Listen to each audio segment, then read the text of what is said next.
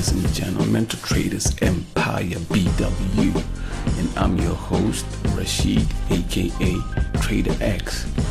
And on today's video, guys, we're gonna be talking about time frames. Which time frames are most suitable for day traders, for intraday traders, those traders who are using these small accounts, trying to grow them into bigger accounts without having to suffer all the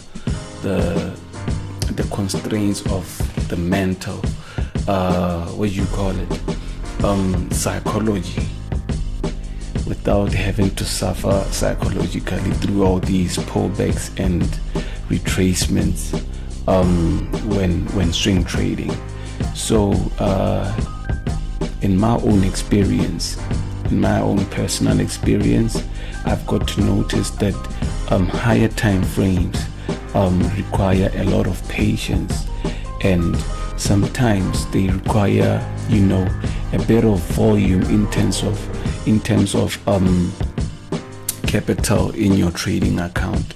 So when you're trading with maybe, let's say, a $10 account, because most people here are trading with small accounts, trying to grow them into bigger accounts, right?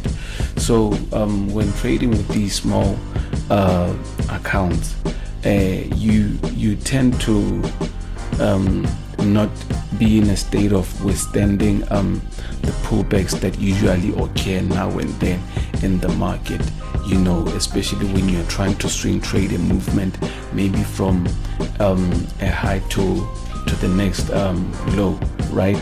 So it triggers a whole lot of psychology, so you end up blowing your $10 simply because you are using the wrong time frames to trade your account size. So I'm gonna show you guys the most simple way of growing a small account using these time frames that I'm about to reveal to you. These are time frames that most people usually use, but the problem is that people never stick to certain time frames. They go from 5 minutes, 1 hour, from 1 hour, 4 hours, just like that. So it gets way too difficult to actually get to monitor your trade using all these different time frames, because they're going to give you different views or different perspectives, right? So let me get down to it, guys. This is EuroCAD in front of me here in my screen. So I'm gonna go to M30, because M30 and M15 are my time frames when I'm day trading, right? When I want to swing trade a movement, I use different time frames. But when I'm day trading, when I want to make my quick bucks, in and out, I go for these time frames, right? Why do I choose M15 and M30 as compared to time frames like M5? M5, there's a lot of noise on M5 and M1, right? So when I go to M15, I get to choose when to enter a trade. That is my execution time frame, the time frame that I usually use when executing a trade. So M30 gives me the direction of the movement. Like in this instance, we are having an uptrend, right? So there it is. M30 is giving me this direction right here, right? And let me do this real quick.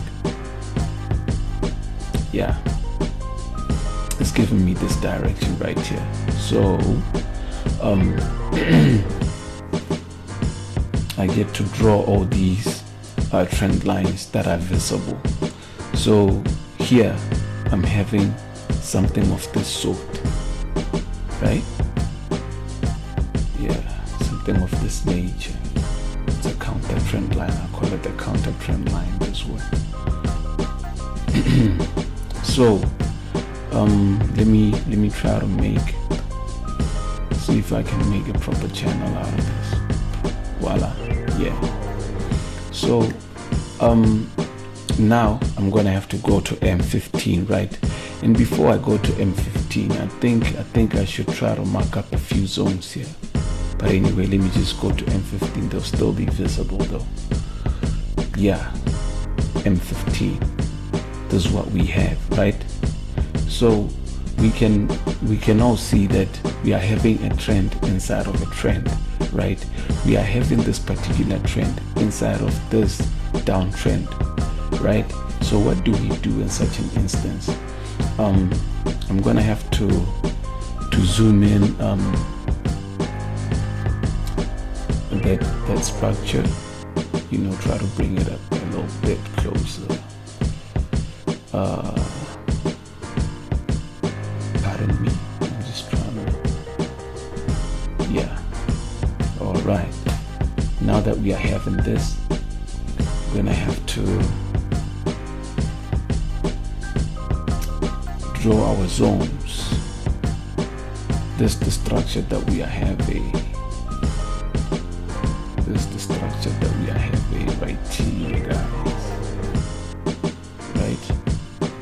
Yeah, let me try to copy this and take it all the way up there, right? We have something like that. Something like that. So, what has been going on in this trend is that we have been having an uptrend inside of this downtrend. So this uptrend is actually reacting to this trend line that we saw on M30, right? It's actually reacting to this trend line that we just saw on M30. So yeah, just like this. This is the trend line right here. We touched it. Now we are going back up. We didn't break and close below this trend line. So which means it's still a valid buy, right? It's still a valid uptrend. So now this has been making a series of higher highs and higher lows, right? So when the market got here, guys, this is what happened. We've been making a counter trend line, and the market going up there, another counter trend line somewhere here. The market respecting going up there, right? And now we are having another one right here. So which means for a less risky trade, for a more risky trade actually, but with a small stop loss, this is where we would have taken the trade.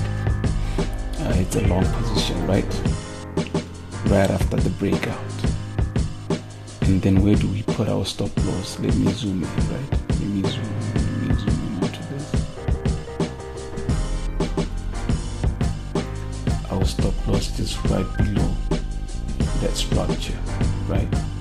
Since we have broken above, we believe that the market is not going to reverse into the structure again. So where are we going to put our take profit? For now, since we didn't get a breakout of this particular trend, I'm talking about this pattern right here, for the fact that we didn't get a particular we didn't get a break above the zone at the time. This is where we would have put our take profit, right? This is more like a 1:1 risk reward ratio. So we get there now, we break above. What is the market telling us? It's going to the next zone. What is the next zone, guys? What is the next zone? Let me mark it for you guys.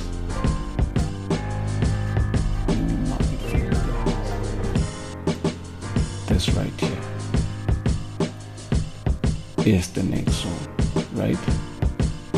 Which means this would have been our second entry right here, right? And where's our stop loss? Right below these trend lines, because we believe that the market is pushing all the way up there, hence it's not gonna reverse back into our trend line, so our previous market structure. So there you have it, guys. Yeah, as simple as that. So you would have had like 2 trades on this particular currency pair in one day, right? So let us go and check out all these other currency pairs. And I think today I was trading, what was it, NZD, JPY, and CAD JPY. Let me check out CAD JPY. I think I was on a sell. Same old strategy, guys. Nothing complicated right here, nothing complicated. That's exactly what happened. So let me explain why I didn't take the trade right here at the breakout, right, of this trend line. Let me first go back to M30 to show you guys what's going on. Why did I choose to take this trade, where I took it, and why did I decide to sell? We were having this uptrend. At the same time, we were having those equal lows, those equal highs there. So those equal highs, the market was failing to break above.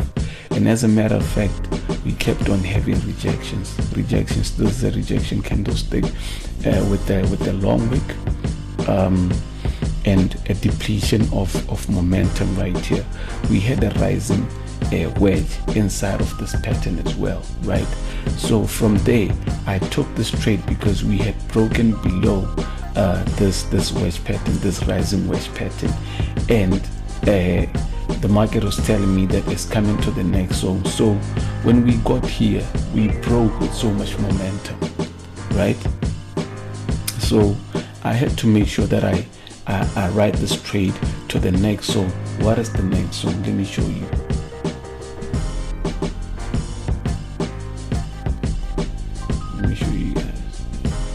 That was my next zone, right? Even though the market went all the way there, like it protruded through our zone and even went a bit further, we could have capitalized on that. But then we gotta stick to our rules, because if we don't stick to our rules, then I don't know what kind of discipline we'll be adhering to. So let us check out NZD, JPY. What was this? CAD JPY. Alright. What happened to the internet? I think the internet bailed out on us, right? What happened?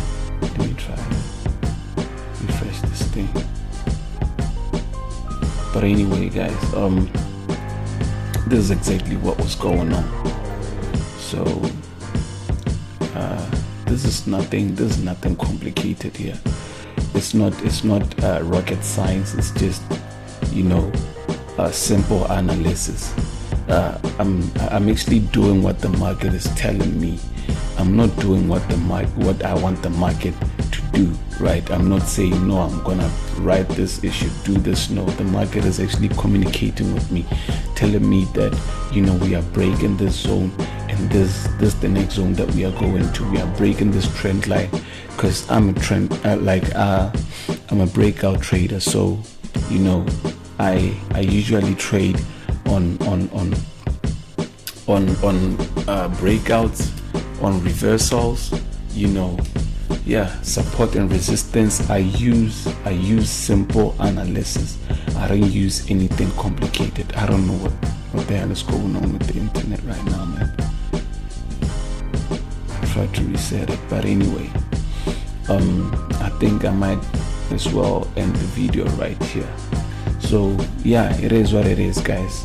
This is nothing complicated. Anyone can do it. All right, let me check it out. NZD JPY.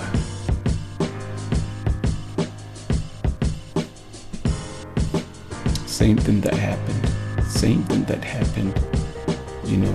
on cap JPY. Correlation, guys. We'll talk about correlation on our next video. So let me go back to M30. God damn, what the hell is going on with this internet, man?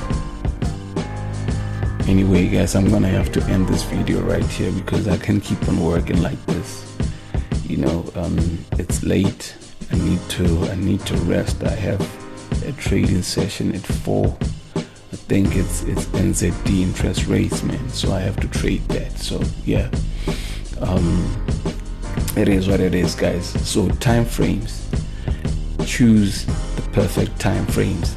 M30 is for direction. M15 is for your entry, right? You time your entries on M15.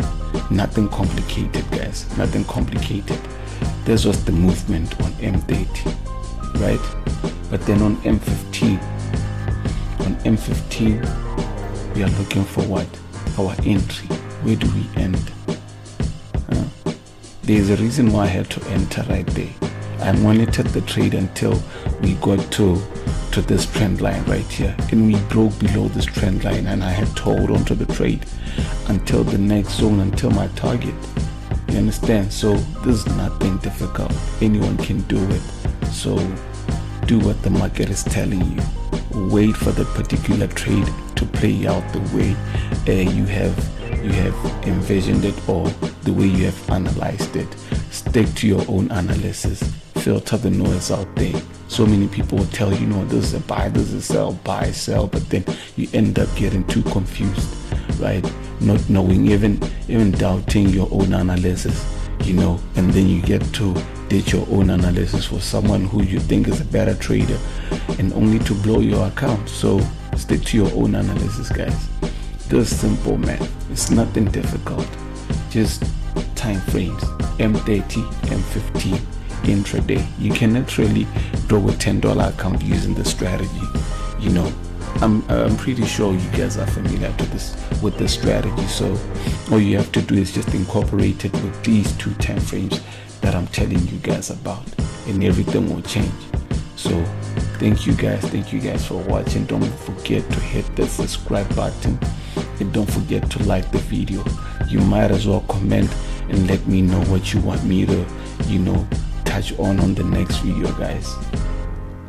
Thank you so much. Deuces.